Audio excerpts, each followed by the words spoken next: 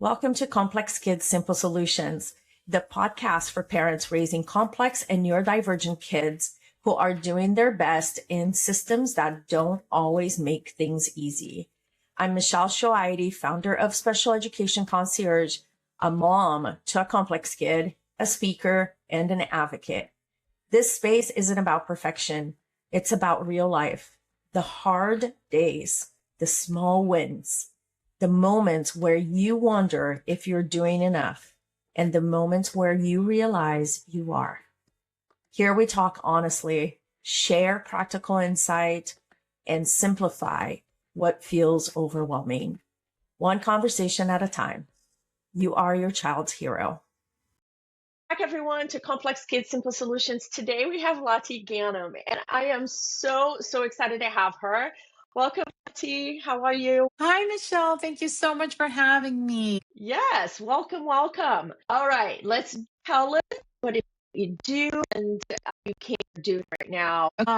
So to tell you a little bit about myself, I spent about 15 plus years in the area of communications and in corporate comms. And I realized that, as we manage high stakes communications and trying to keep calm and trying to be level headed, a lot of the same patterns that showed up in boardrooms showed up in dining rooms in terms of how do you really keep calm and how do you navigate conflict? How do you navigate making decisions that have to be, sometimes impact a lot of people? And most importantly, how do moms make decisions that impact the most important people in their lives, which is their children? And that pattern recognition in myself really dove me into exploring the world of coaching, where I became a trauma informed life and conscious parenting coach and have really delved deep into the topic of parenting coaching and found what I believe is my true mission in life because I love working with moms. I love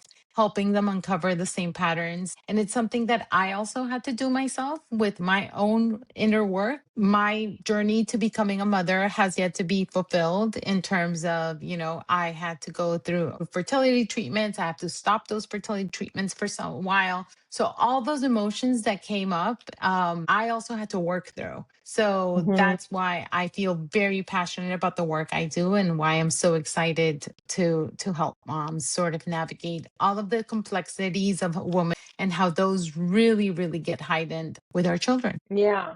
It's interesting you talk about it because we as women, we carry what our parents gave us, right? And so just the other day, I found myself doing exactly what my mother used to do, right? Yeah. And we carry that on to our families. And so, and it doesn't matter if you're a mother, if you're not a mother, this is about you, right? The person that you are. We usually here on the show, we talk about parenting, about, how do you do this with a complex kid? How do you do these Yeah. things? And it's really not just about that. It's about who we are and the things that we go through and our feelings and the trauma, the grief and things that we go through. So thank you for making that a priority to moms, because really that is something that, we need to worry about. And one of the things that we always talk about here too is the part and the thrive method that I have, and the I on the integration, which is taking care of yourself. So let's dive deeper into what it is that you do and how you do this. Sure. So I've created a program. It's called Breaking the Power Struggle. And it really, what it helps identify is I work one on one with women in really identifying those core patterns, core issues that were developed and learned very much like in early childhood, as you mentioned. Like we end up doing the things that our parents did with us. And without even realizing it, we're like, oh, I'm never going to be like my mom. Yes. I'm never going to do that to my children. And then mid sentence, you're like, wait, did I I just just did it. become my mom? I just did it. Yes. Exactly. And it's because those patterns have been so ingrained in us, and then on top of that, there's this cultural norms, right? What we believe Mm-hmm. a woman should be holding, and then we as women also carry so much of that mental load in terms of Yes. making decisions, and especially for women with complex kids, because it's always this heightened sense of I have to be on top of it. I have to be on top Yeah. of it because no one is going to be advocating for my kid like I am. No one else Yes. is going to understand my kid like I will. So it's putting all of that pressure in it, and then suddenly you realize it's almost like a pressure cooker, and that pressure cooker sooner or later is going to like explode in some way or another, and those explosions or those behaviors can take a myriad of different ways, right? It can be anger, it can be self-denial, it can be trying to be the fixer for everyone and trying to continuously make sure that no bad things ever happen. But it is a pattern that I hope. Thanks for explaining me, because that's what you just said. That is 100% me. You just explained who Michelle is. I love it. And most of us are, right? We want to make sure Yes. everything runs smoothly. The trains are on the track. No one is bothered. Everybody is okay. I think a lot of us do that. And it's just a matter of really how does that impact your self worth and your self-esteem, and how do you understand how to prioritize yourself as a woman and all the roles you play, which is not only motherhood, but also as your own personal fulfillment. Yeah. Yeah, for sure. We are always moms of complex kids, always trying to do the best for our kids, right? We're trying Yes. to make sure that they are taken care of. We forget about ourselves. We put Hmm. them before everything else. Carry who we were before our, single life, our parents did, and the load can be so heavy, so Yeah. heavy. So, and I will, this is another part of this is that, motherhood, when you have a complex kid, you have to grieve what you did not have. And so this is even probably the hardest part of being a mom of a complex kid. So can you talk to us a little bit about that, the trauma, the grieving, and how Yeah. you help moms with that? For sure. I mean, I think we all have a story in our heads, right? Of how our life is supposed to go. I certainly did. I did everything right. I graduated college. I got into a career. I was doing. So why aren't things sort of flowing the way I wanted them to go? And I think when a mom has a complex kid, there's sort of a mixture of blame and guilt and sort of anger. Like, why is this happening to me? Hmm.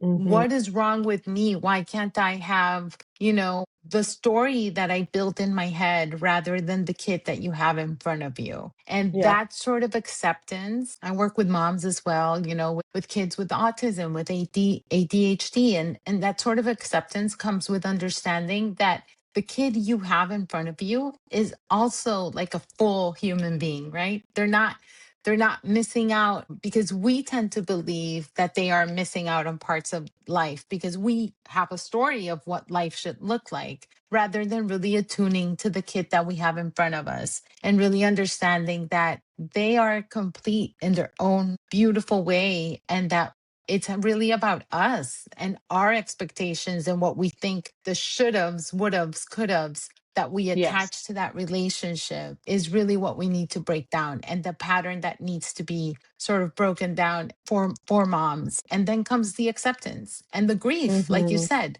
It's walking through that grief, Yeah. sort of going through the process of grieving what you think you're going to have or what you think you should have Hmm. had, and really coming to accept what you have today and Yeah. falling in love with the beauty of it. Yeah. That's usually this is, we when we find out we're pregnant, you have this picture of what it is that life should be and how it's Hmm. going to be, and then I remember when we found out that we were going to have a boy, my husband went and bought like a little baseball bat. you know? Mm. And so those are the things that you think that they're going to happen. My son, there's no way he's going to play baseball, right? And so, like, those are we did try, by the way. We did try. We tried for Little League for 1 year, and all he did was sit on the ground and play with the dirt. But, but that is the thing, right? And so the picture that you have in the beginning and then what you actually get and what your Hmm. life truly is changes. And I always tell my parents, my moms and dads, and because this doesn't just happen to moms, this I happens to agree. dads too. You have to grieve, Hmm. and in whatever way you know how to grieve, but you have to go through the steps of grieving, because if not, you are going to be so frustrated, and it's not going to be a experience. You're not going to have a good life with you and with your child. So anyway, thanks for it is that if it's talking, they do by it themselves. I'm sorry, you're cutting off. How do you work with the parents? Like, how does it work? Yeah. Yeah. So it's a 10-week program. It's one-on-one coaching. We usually meet for an hour and 15 minutes, depending. Usually by 1 hour, we explore really vulnerable topics. So mom is like ready, mom or dad, like you said. I've had worked with some men, but usually moms are the ones that want to more readily go for support at first. And then they bring in Yes. the rest of the family, but usually by the hour they're, they've already cracked open a lot, so they need some time to process. And then there's also like some light support that we offer in terms of, I'm always available. If you are having a hard moment right there in time, you can always text me. We'll walk through like what is triggering you at that moment, and how are those patterns that you've learned showing up. How does it that we're processing it? What is the moment? And I offer them that advice. And then there's obviously some worksheets that I provide to them as well, so that they can write their own, and they are free to either share those with me or not. Hmm. But it really just helps process the emotions that we talk about during our sessions. Yeah. It's interesting that you talk about writing. I just interviewed a woman. She does writing for kids. So when the kids are Hmm. struggling with writing, she comes in. She's a specialist when it comes to that. And we did talk about this. We did talk about, when you write, you're writing it's your mind connecting with what is on paper. So what you have and the visual part of it and how important that is. And so I was sharing with her how, like, I just journaled so much when I was younger, and I haven't done it in so long. It's been so long. And honestly, like back then, it would help me kind of process things. And now I just skip right through and I'm superwoman and I can do it all. Right. So, like, I have journaled enough that now I'm superwoman and I don't need to journal anymore. But it really truly is like just the handwriting, the sitting down, the writing, and putting your thoughts that are in your head actually on paper. Sometimes it helps you get that clarity on what it is that you're doing. For So, sure. Yeah, it helps. I think it helps process the emotions that we are yeah. sometimes, it's hard for us to verbalize when you just sort of give yourself that permission to like roam free, and there's no judgment from anyone because you're just, it's for yourself. It really, really does help. Yeah, I agree. I agree. So, tell me, let's say a mother, one of my moms, that Mhm. has a complex kid comes to you. How do you start the program? What is the process that you go through? So we usually get a 45-minute free session. So it starts with that because I want moms to feel comfortable working with me, and I want Hmm. them to get to know me and to see if we're a good match, right? So we usually start with that 45 minutes where we talk about what is going on. What is the thing that is keeping them awake at night? What is it that they're really Hmm. struggling with? And during that session, we usually uncover something deeper, because we help sort of dig into like what's really, so this is the surface thing that is really bothering you, Mhm. but what is actually deeper and what is hiding underneath all of that, whether that's guilt, shame, grief, anxiety, what is it that is hiding there? And then we sort of, I give them some sort of tip or something that they can use in the moment, and then Mhm. we talk about potentially turning that into our program. Okay. And some people decide, yes, of course, I want to work more, I want to do this, I'm ready to change the way I show up for myself. And I think most moms, once they're ready, they just want once they seek the help, it's because they really want to change in Mhm. their life. They know they are drowning in some way or form, and they really want to change that relationship with themselves and the relationship they have with their children. Yeah. Yeah, for sure. So then you start the program and you go basically kind of what it is that they're struggling with and a process. Now, when you are teaching the women and talking to them, like what are certain things that you are teaching them?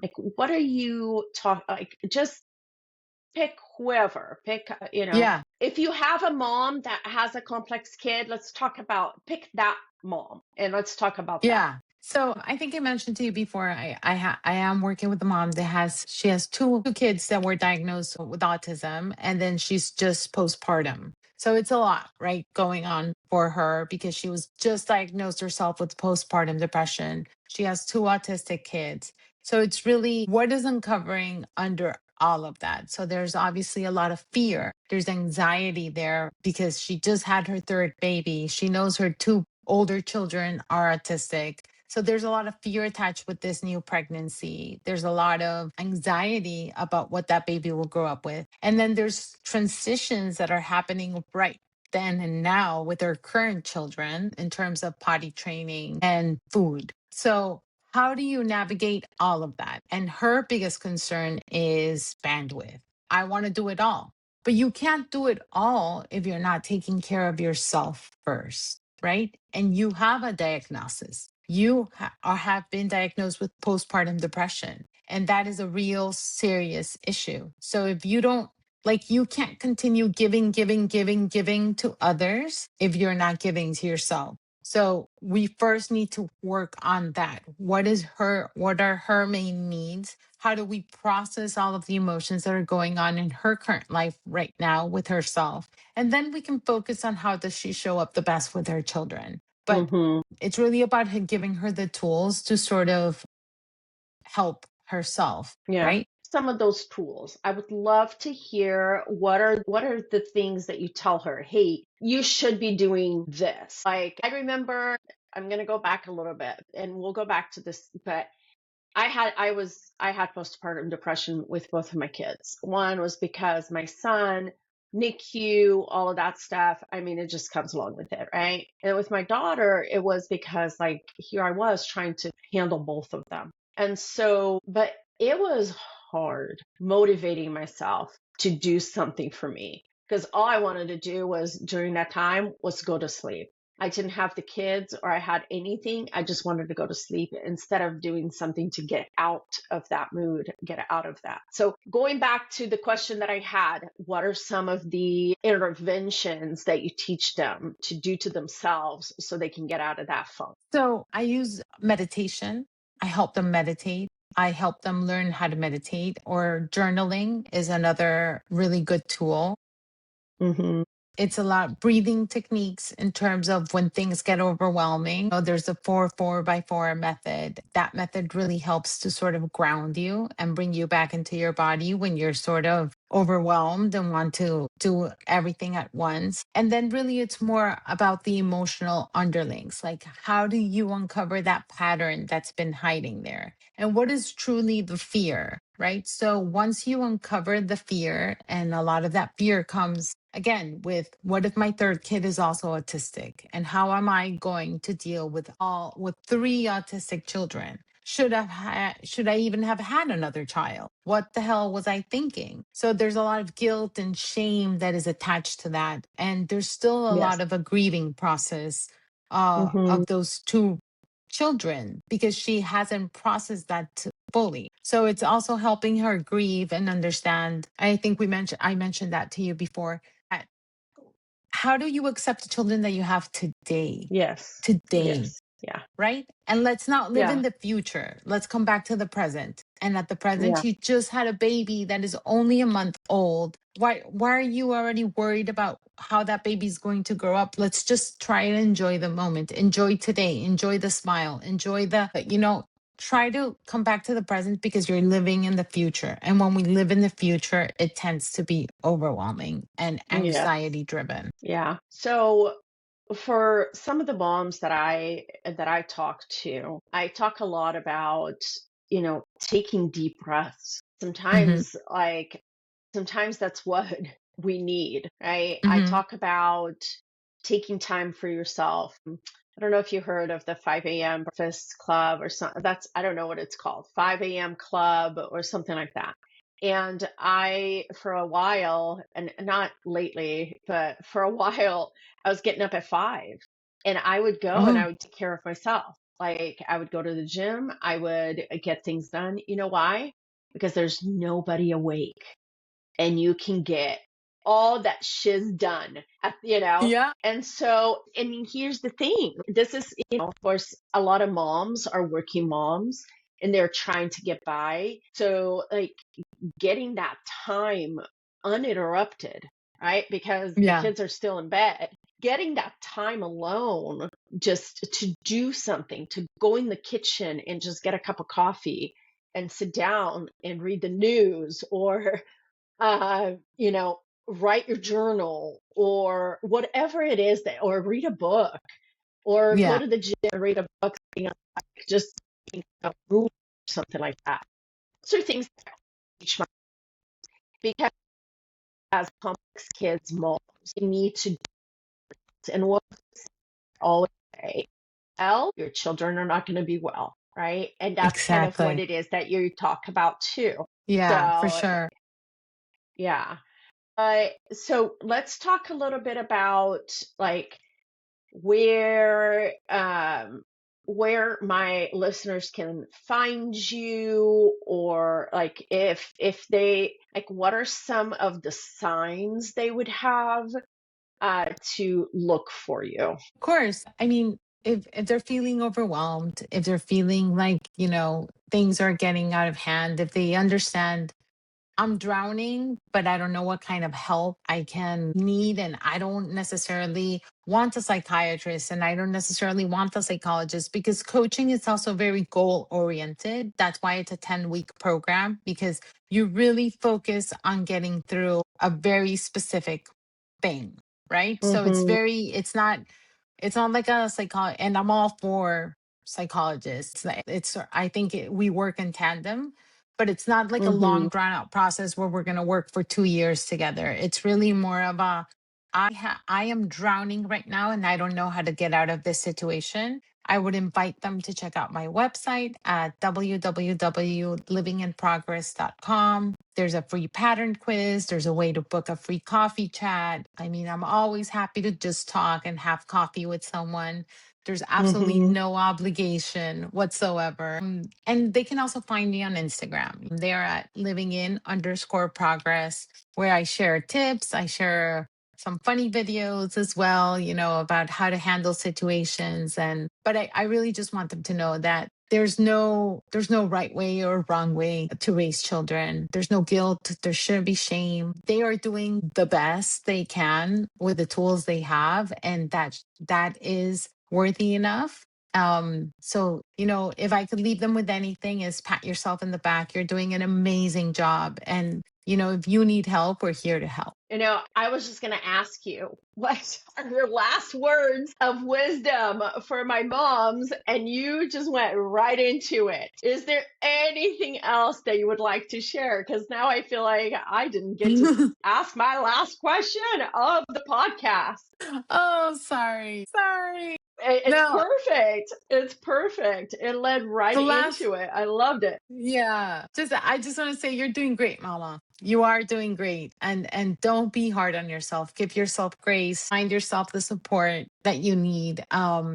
because life is hard. And, we have to, if we're not good to ourselves and if we're not kind to ourselves first, then how do we expect life to be easier and kinder? Right? Yeah, for sure. Well, Lati, thank you so much for being on the show. I appreciate it. We will have all the notes and how to find you and all of that on the notes for the show.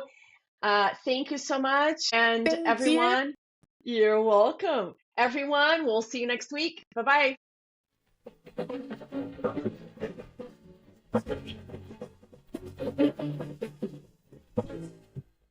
Before you go, take a deep breath. You don't have to solve everything today. You don't have to have it all figured out. If this episode helped you feel seen, grounded, or a little less alone, make sure you're subscribed so you don't miss future conversations. And if you ever want a deeper support, Special Education Concierge is here when you're ready. One step at a time, one decision at a time. You are your child's hero. I'll see you next time.